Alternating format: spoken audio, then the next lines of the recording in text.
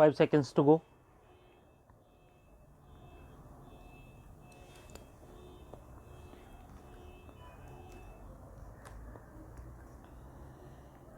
Start. Therefore, the contention of Sudarshan Kumar is that the sale deeds are legal and valid.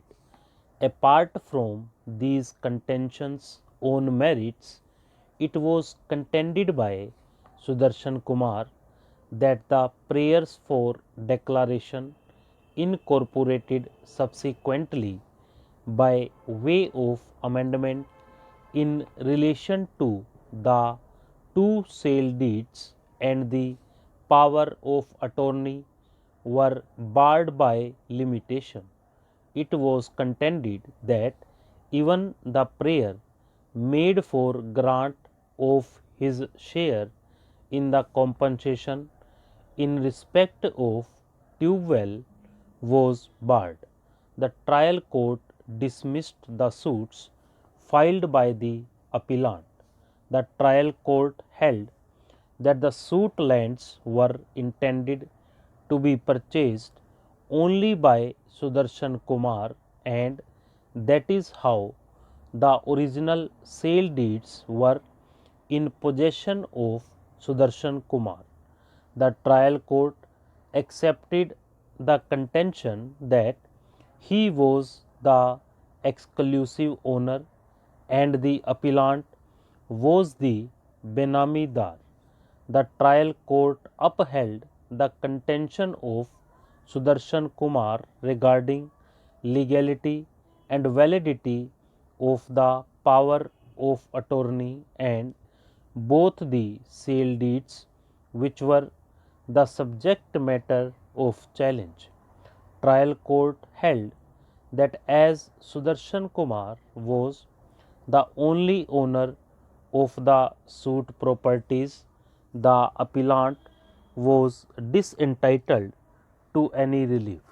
The trial court also held that the prayer for grant of a share in compensation in respect of the tube well was barred by provisions of Rule 2 of Order 2nd of the Code of Civil Procedure 1908. Being aggrieved by the judgment of the trial court, the appellant preferred two appeals before the district court. The appeals were partly allowed. The district court held that Sudarshan Kumar did not step into witness box and except for the bold statement made by the attorney of Sudarshan Kumar in his evidence, nothing was placed on record to show that the entire sale consideration for acquiring suit properties was paid by him.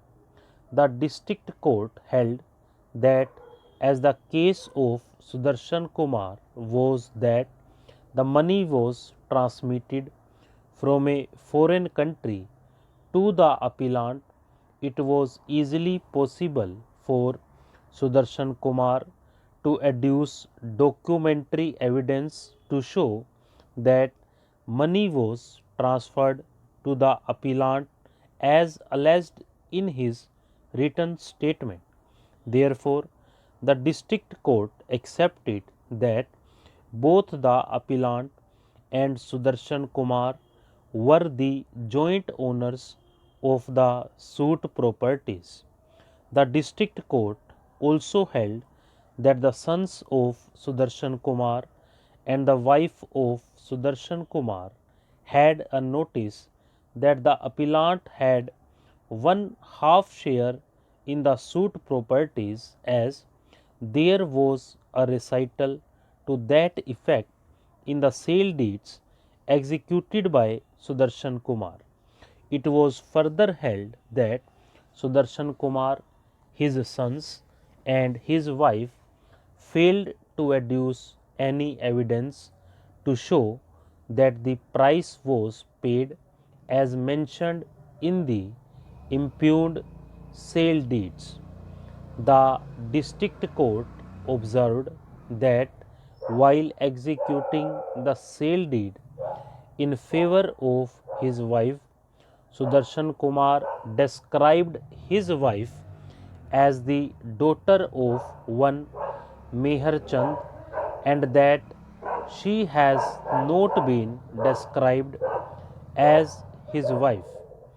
The district court held that the sale deeds dated 10th April 1981 were without consideration. Stop.